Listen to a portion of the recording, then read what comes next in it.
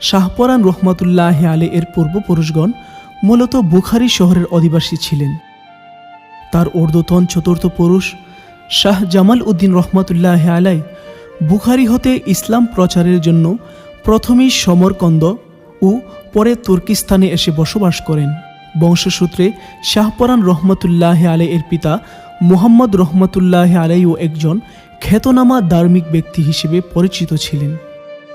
তার মাতা হজরত শাহজালাল ইয়ামিনী রহমাতুল্লাহ আলাইহির আত্মীয় সম্পর্কে বোন ছিলেন। সে হিসেবে হজরত শাহপরান রহমাতুল্লাহ আলাইহি হজরত শাহজালাল ইয়ামিনী রহমাতুল্লাহ আলাইহির বাগিনা।